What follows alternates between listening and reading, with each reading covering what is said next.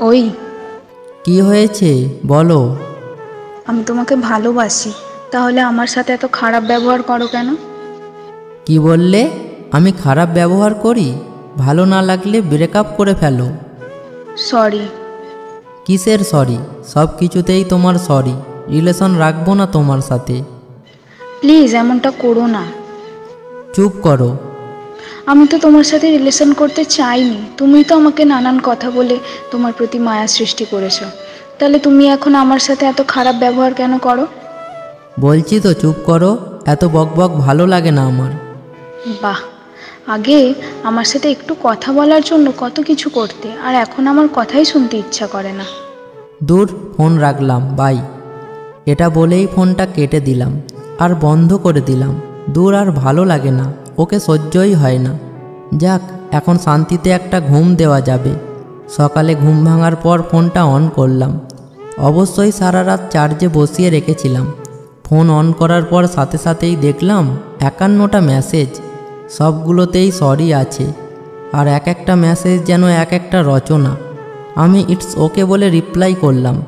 দেখি সাথে সাথেই ফোন করেছে। ফোন করেই মেয়েটা কান্নাকাটি শুরু করেছে। এইমাত্র ঘুম থেকে উঠলাম, এর মাঝে কেউ ফোন করে কান্নাকাটি শুরু করলে কি ভালো লাগে? মেজাজটা খুব খারাপ হয়ে গেল। তুমি কি এই ন্যাকামি করার জন্য ফোন দিয়েছো? তুমি জানো আমি কাল সারা রাত ঘুমাইনি। তো আমি কি তোমাকে মানা করেছিলাম?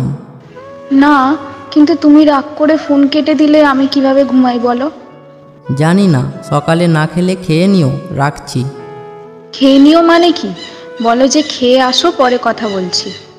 আজব তো, তোমার কাছ থেকে আমায় কথা শিখতে হবে? দূর, তোমার সাথে আমার রিলেশন করাটাই ভুল হয়েছে। সব কিছুতেই তোমার ভুল ধরতেই হবে। আচ্ছা আচ্ছা, সরি, আমি খেয়ে নেবো, তুমিও খেয়ে নিও। যা ইচ্ছা হয় করো, বাই। বলেই ফোনটা কেটে দিলাম। এই মেয়ে তো খুব আজব, শান্তিতে ঘুমাতে তো দেবে না, আবার ঘুম থেকে উঠলেও বকবক শুরু করবে। কেন যে এর সাথে রিলেশন করেছিলাম? অন্য কেউ হলে কবেই চলে যেত। সারাদিন বন্ধুবান্ধবদের সাথে মজা করেই কাটিয়ে দিলাম। ও অনেকবার ফোন করেছিল, কিন্তু রিসিভ করিনি। বন্ধুরা যখন বলছিল কী রে, এত ফোন কে করছে, তখন বলেছিলাম আর বলিস না, একদম তেজপাতা করে দিচ্ছে জীবনটাকে। বলেই সবাই হো হো করে হেসে উঠলাম। রাতে ঘরে ফিরে নিজেই ফোন করলাম। হ্যালো। এই, কোথায় ছিলে সারাদিন? কোথায় ছিলাম মানে? আমি কি জানতে পারি না? হ্যাঁ, জানতে পারো, কিন্তু যেভাবে বলছো মনে হয় আমাকে সন্দেহ করো। না না, সন্দেহ না। তাহলে ফোন করলাম জিজ্ঞেস করবে কেমন আছি, কি করছি, তা না করে উল্টে বলছো সারাদিন কোথায় ছিলাম। আসলে কি জানো তো, তুমি আমায় বিশ্বাসই করো না। রাতে খেয়ে নিও। ভেবেছিলাম অনেকক্ষণ কথা বলবো, তা নয়, দিলে তো মনটা খারাপ করে। তাড়াতাড়ি ঘুমিয়ে পড়ো। শুভরাত্রি। হ্যালো হ্যালো, শোনো। কি বলবে বলো। একটা কথা বলি, তুমি রাগ করবে না তো? বলো, কি বলবে? আজ না একটা ছেলে আমাকে কল দিয়েছিল। আমি নাম্বার চিনি না, তাই রিসিভ করেছিলাম। ছেলেটা নাকি আমায় পছন্দ করে। পরে আমি ফোন কেটে দিয়েছি, নাম্বারটা ব্ল্যাকলিস্টও করে দিয়েছি। এত হাসার কি হলো? ও, একটা ছেলে পছন্দ করে, আবার সে ফোনও করেছে। এই কারণে মন খুশিতে নেচে উঠেছে, তাই না?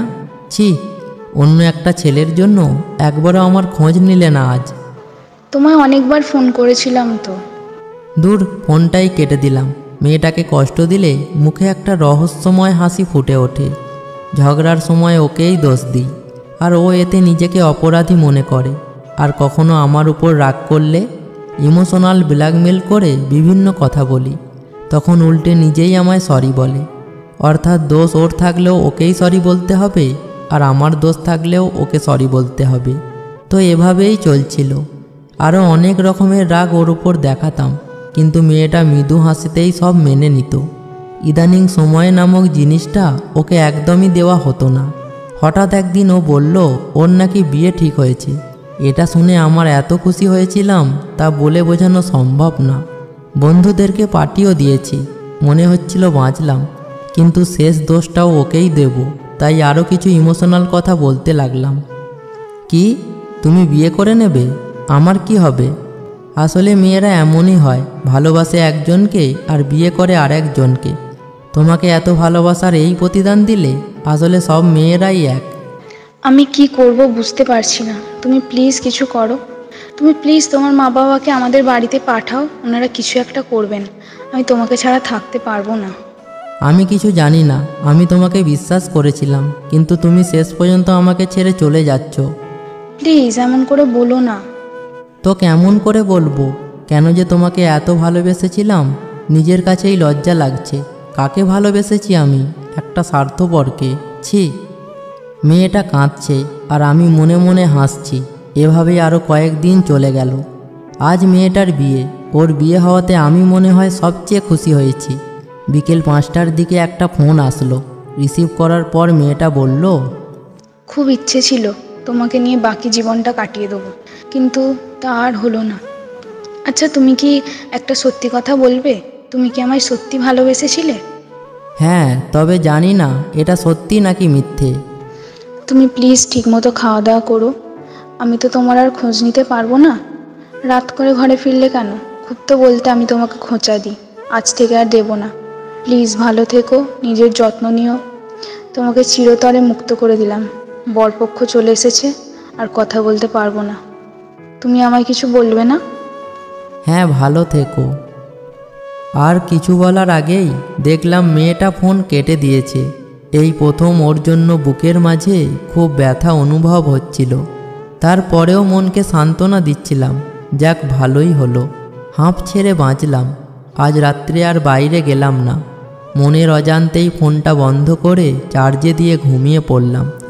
সকালে ঘুম ভাঙার পর যখন ফোন অন করলাম, আজ আর কোনো মেসেজ আসলো না। তখন খুব রাগ হলো। ভাবলাম ওকে ফোন করে কয়েকটা ঝাড়ি দিই।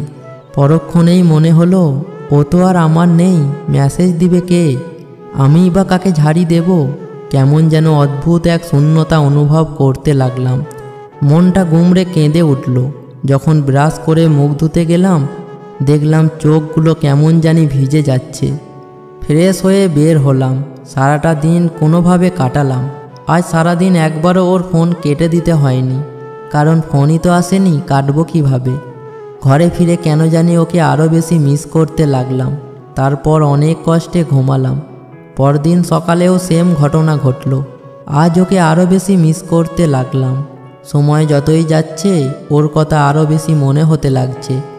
একটা সময় ঘরের দরজা বন্ধ করে পাগলের মতো কাঁদতে লাগলাম। আমার মন শুধু বলছিল, এর জন্য তুইই দায়ী। যখন ভালোবাসা পেয়েছিলি তখন তো সেটা অবহেলা করেছিলি। আজ তবে কেন কান্না করছিস? ঠিক তো, প্রথমে আমি ওর পিছে পিছে কত ঘুরতাম। ও আমাকে পাত্তাই দিত না। কত কি বলে ওকে রাজি করিয়েছিলাম, কখনো কষ্ট দিব না তোমায়, সারা জীবন ভালোবেসে যাব। আমি সব ছেলেদের মতো না, কখনোই তোমার চোখে জল আসতে দেব না। খুব ভালোবাসবো তোমায়, এরকম কত কি বলতাম। আর ভালোবাসা পাওয়ার পর কতই না অবহেলা করেছি মেয়েটাকে। ও আগে আমাকে প্রায়ই বলতো, ভালোবাসা হারিয়ে গেলেই বোঝা যায় তা কি ছিল, কিন্তু তখন কথাটার মানে বুঝতাম না।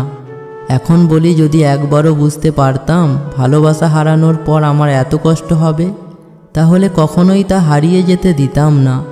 এখন মাঝে মাঝে খুব কান্না করে বলতে ইচ্ছা করে, একবার ফিরে আয় প্লিজ, আর কখনোই কষ্ট দেব না তোকে। তুই রাগলে যেভাবেই পারি রাগ ভাঙাবো, কোনো মিথ্যা বলবো না। খুব ভালোবাসবো তোকে, কখনোই আর অবহেলা করব না। প্লিজ ফিরে আয়। তোর সাথে যে খুব মন খুলে কথা বলতে ইচ্ছে করছে।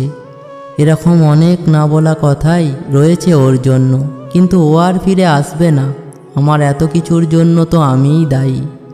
ভালোবাসার জন্য এক সময় আমরা সবাই পাগল থাকি, কিন্তু যখন আমরা সত্যিকারের ভালোবাসা পেয়ে যাই তখন সেটাকে আর মূল্য দিই না, অবহেলায় তা হারিয়ে ফেলি। হারানোর পরই বোঝা যায় তা কী ছিল, কতটা কষ্টের। ভেবে দেখুন তো, আপনি চাইলেই বাড়ি গাড়ি সব করতে পারবেন, টাকার জন্য, রূপের জন্য অনেকেই আপনাকে ভালোবাসবে, কিন্তু সত্যিকারের ভালোবাসা পাবেন কি? না, পাবেন না। তাই কেউ যদি সত্যিকারের ভালোবাসা পেয়ে থাকেন, প্লিজ হারিয়ে যেতে দেবেন না। এখন হয়তো তা আপনার কাছে বিরক্ত লাগতে পারে, কিন্তু যখন সেটা হারিয়ে যাবে বুঝতে পারবেন কি হারিয়েছেন জীবন থেকে।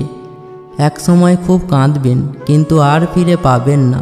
তাই ভালোবাসাকে হারিয়ে যেতে না দিয়ে ভালোবেসে ভালোবাসাকে ধরে রাখুন। বন্ধুরা, ভিডিওটা ভালো লেগে থাকলে একটা লাইক অবশ্যই করো, আর আমাদের চ্যানেলে নতুন হলে চ্যানেলটি অবশ্যই সাবস্ক্রাইব করে সাথে থাকা বেল আইকন বাটনটি প্রেস করে দেবেন।